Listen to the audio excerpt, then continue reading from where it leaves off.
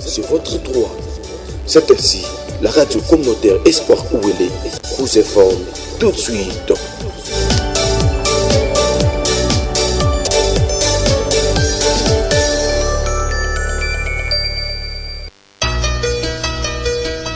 Les informations. Radio communautaire Espoir Ouélé.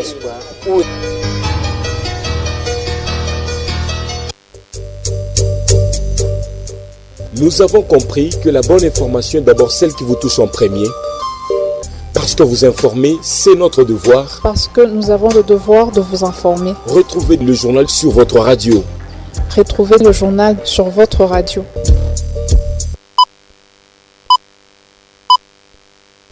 Le journal vous est présenté par Joseph Kobal.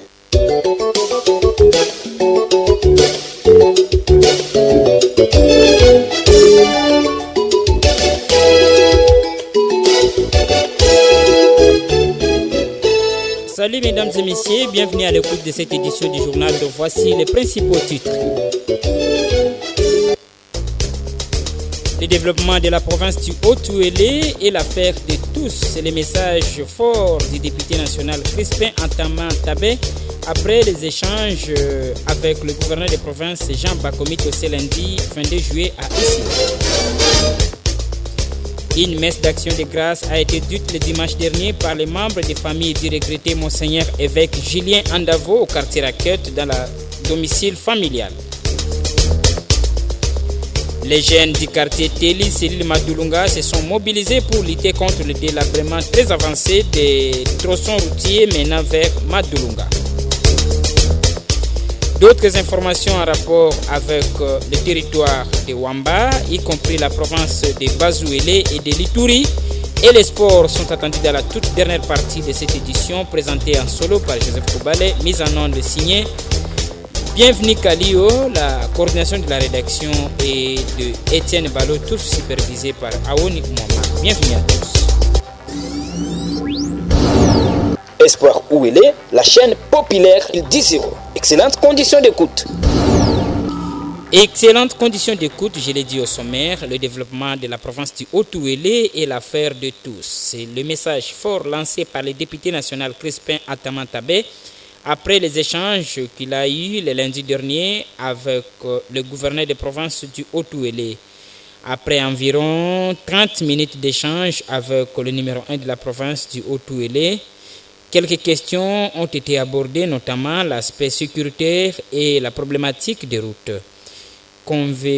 Convaincu dans la vision du chef de l'exécutif provincial du Haut-Ouélé, c'est l'une des Faradj qui s'est fait accompagner du député national honoraire Simo Bolopi Galati a appelé au soutien toute la population au gouverneur de province du Haut-Ouélé. Il est dans ses propos recueillis par la cellule de communication. Nous sommes venus de Kinshasa pour assister aux obsèques de Monseigneur Julien Andavo qui est décédé. Après cette cérémonie, nous étions obligés de passer présenter les civilités au gouverneur. Et depuis son installation, nous ne sommes pas venus ici. C'est l'occasion de le saluer et de lui présenter aussi certains conseils. C'est notre jeune frère. Nous avons le devoir de l'orienter dans la perspective du développement de notre province. On a passé en revue plusieurs problèmes, notamment les infrastructures routières, l'administration, le problème de la sécurité le long de la frontière et le banditisme. Il nous a écoutés avec beaucoup d'attention. Il y a lieu de fonder l'espoir pour le décollage de notre province. Nous sommes très contents. La population doit être enthousiaste de voir un nouveau chef et de l'accompagner dans les initiatives qu'il va prendre. Il a commencé une tournée, je crois, hier vers la route de Niangara, fait le constat de la route. Mercredi, il fera un autre axe. Il initie le contrôle dans le secteur financier. Je pense que c'est un bon départ, la population doit l'accompagner. Il faut que tout le monde soit derrière lui de manière à ce qu'il se sente soutenu par la population. On ne travaille pas seul pour nous inviter, tous les citoyens de la grande province du Haut-Ouélé, d'être derrière le chef du gouvernement provincial. Crispin Antama Tabé est le député national élu de Faradj. Je l'ai dit également, une messe d'action de grâce a été dite le dimanche dernier par le membre de la famille biologique du regretté, Monseigneur Julien Andavo, au quartier Raquette, dans le domicile familial. Il était question de rendre grâce à Dieu un jour après l'inhumation du défunt Monseigneur Julien Andavo et prier également pour le repos de son âme. Le célébrant principal de la dite messe était l'abbé Ganongo, entouré des autres prêtres. C'était une messe célébrée dans un contexte très particulier où plusieurs témoignages ont été également présentés aux participants. Les représentants des membres de la famille ont pris la parole pour remercier Dieu Tout-Puissant et remercier tous celui qui a concouru de près ou de loin pour l'organisation et la réussite des funérailles.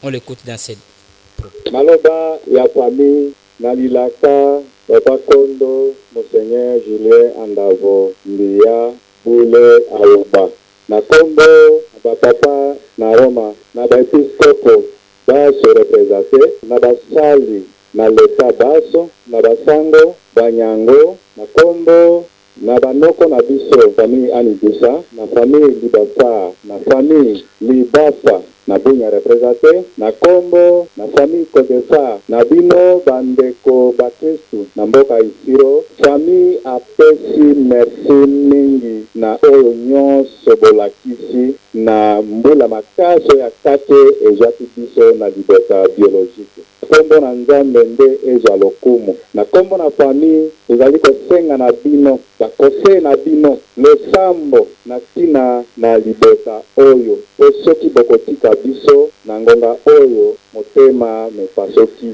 tokoyeba te kotombo Nzambe na yango tosengi na bino botika biso na losambo te bolingo oyo bolakiseli biso na libota na son excellence tome mango na balibota mosusu nde tokosenga na papa na biso ya libota papa na libota na bakristu baso asambela mpo na biso atika biso te maboko na Nzambe oyo azali na makasi nyonso. Rappelons que l'illustre disparu, défunt Monseigneur Julien Andavo Mbia, est décédé depuis le dimanche 14 juillet à Durba dans le territoire de Ouacha. Et la dépouille mortuaire a été rapatriée à Isiro le vendredi 20 juillet pour être inhumée finalement le samedi 21 juillet 2024. Paix à son âme. Espoir Ouélé, la chaîne populaire d'Isiro. Excellente condition d'écoute. On parle développement dans cette édition. Les jeunes du quartier Teli, Célil Madulunga, dans la commune Kupa Isiro, luttent contre le délabrement avancé de tronçons routiers menant vers Madulunga. Il lance également à cette occasion un message aux autorités politico-administratives et à toute personne de bonne volonté de la province du Haut-Ouélé de bien vouloir penser à eux pour le ravitailler avec les outils de travaux. Je vous invite à suivre à présent les représentants dénommés Pierre Dadouyo qui a répondu aux questions de Jérémy Mabo. Merci pour nous repesanga maloba. Nazali Pierre Dadouyo lokola mobandisi na mouvement oyo nzela na biso ndenge tomona ki ebebi tokoka kotika ngo bongo te. Ngo tozwaki volonté wana ona kobana kosalisa nanu na maboko soki Nzambe akosunga lobi bakonzi bakanisa biso ekozala malamu. Biso lokola ba patriote pe bana mboka tokoki kotika te mboka na biso kufaka kozozela gouvernement eto bandelaki ndenge ozomona oza na quartier Teli na avenue ya Madulunga ma tokoki komitika te tozela kaka province tozela kaka bakonzi tango biso moko tozwi mokano mpona kosala changement na milieu esika biso tozali ose ezali koloba bazela kaka gouvernement te esika ofandi tata matiti zipa mabudi liboso ya lopango kosala pe changement bakonzi baputa biso moko nano tozwi makoki ya kokende liboso ekozala malamu. Représentant des jeunes du quartier Teli au micro de Jérémy Mabo. On quitte la ville d'Isiro tout droit vers Ouamba. Le chargé de développement de l'ONG SAM, Sécurité alimentaire dans le ménage, dénommé Janvier Mandi, est arrivé à Ouamba le dimanche dernier pour faire le suivi des semences qu'il avait distribuées au sein de la population. Le dossier complet dans ce reportage de notre confrère Dieu Merci Bolelo depuis Ouamba. Dans le but du développement et pour éviter la malnutrition dans les territoires de Wamba, l'ONG appelé ça, mais pour dire sécurité alimentaire dans les ménages, avait distribué une grande quantité de maïs ainsi que des arachides à la population de la chefferie Bafakoya, plus précisément dans le groupement Agoyo. Pour cause, le chargé du développement à la personne de M. Javier Mandi a fait une descente dans le territoire de Wamba afin de récupérer cette semence pour l'élargir dans les jours à venir. Javier Mandi. Bonjour. Oui, merci beaucoup, professionnel des médias. Ici, vous avez la présence du monsieur Janvier Mandi, et ici sur place à Wamba. Et depuis hier, nous sommes venus dans le cadre du développement et l'ONG de sécurité alimentaire dans les ménages. Vous savez, ça met toujours et déjà dans notre milieu, dans notre territoire et partout ailleurs. Et comme pour dire, voilà, nous sommes venus justement pour faire les suivis des semences que nous avions remis à travers les associations membres de la SAM qui travaillent avec nous. Et nous avions remis une quantité, un lot important de semences de maïs, les semences d'isarachides dans la chefferie Bafakoya, précisément dans le groupement Agoyo. Et voilà, nous voulons maintenant récupérer les semences, toutes ces semences-là, de façon que nous puissions constituer notre dépôt et continuer à distribuer partout ailleurs. Voilà. En outre, Javier Mandi demande à la population du territoire de Wamba de travailler dans l'union car la division est l'ennemi du développement. Oui, le message que nous voulons vraiment adresser à la communauté de Wamba, c'est de travailler main dans la main. On ne doit pas donc développer un territoire comme celui-ci dans la division, dans les querelles et tout, mais nous voulons assez que nous puissions nous unir à un seul corps pour que nous puissions vraiment booster le développement dans notre territoire de Wamba et pourquoi pas sur toute l'étendue de la province du Haut-Tuélé et de la République démocratique du Congo en général. Vous savez, l'honorable Mandi rapporteur de l'Assemblée provinciale du Haut-Tuélé honoraire travaille pour que nous puissions toujours aller de l'avant, pour que notre milieu aille de l'avant. Signalons que le chargé du développement de cette ONG appelé SAM appelle toute la population du territoire de Wamba à s'adhérer massivement pour éviter la malnutrition ainsi que le développement du territoire de Wamba. Depuis le territoire de Wamba, appelez-moi Dieu merci Bolelo pour la radio où elle est Espoir Isiro. 2 personnes sont tombées dans une embuscade tendue par les rebelles Seleka de la RCA dans le territoire de Ango, province du Bazouélé. Les faits se sont produits dans la localité de Bangata, chefferie de Banda, à plus ou moins 500 km au nord de la ville de Kinsangani, chef-lieu de la province de Chopo. L'information a été livrée et confirmée par l'administrateur du territoire d'Ango, Marcelin Mazale, qui indique que ces rebelles centrafricains auraient même rançonné les habitants de cette partie de la province du Bazouélé avant de se retirer très loin dans la brousse. On écoute les propos de l'administrateur du territoire Marcelin Mazale au téléphone de Alain Panguimo. C'est une information. Ça provient des chefs de groupement, là où on a vécu l'événement, qu'il y a eu des passants qui provenaient des territoires de Boko pour aller se faire soigner. Et ils ont été appréhendés par les éléments présumés Seleka qui ont extorqué leur somme d'argent. Ils avaient à peu près 450 000, ainsi que d'autres biens qui sont importés. Et finalement, ils ont aussi réussi à trouver le pneu de ces passants et menacer même l'enfant là qui avait l'âge de 14 ans.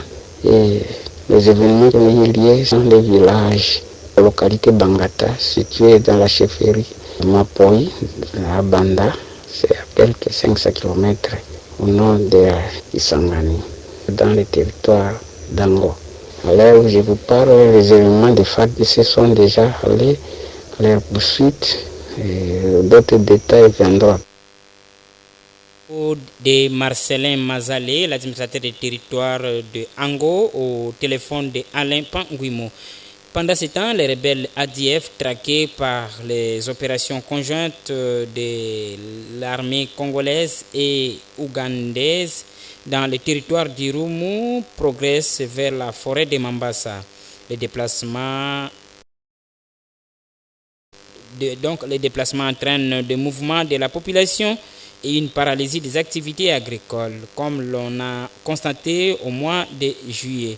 Les porte-paroles des acteurs de la société civile l'ont déclaré ce lundi 22 à la presse. Les rebelles, fuyant la pression militaire dans la chefferie de Wallace, tentent de se réinstaller également dans les territoires voisins de Mambasa, confirment plusieurs médias de la République démocratique du Congo. On se rend tout droit à Kinshasa pour vous informer que cette initiative du ministère des Plans organisée par l'Institut national des statistiques INS est appuyée par le programme des Nations Unies pour le développement et les indications dans la vue de la population congolaise en général, mais aussi de la province du Haut-Uélé. Les résultats des enquêtes prévues pour les 21 jours sont essentiellement attendus et seront actualisés par cette stratégie nationale sur la croissance de l'emploi. Ils permettront également de mesurer les progrès du pays vers les objectifs durables des Nations Unies et guider les programmes macroéconomiques dans le territoire national.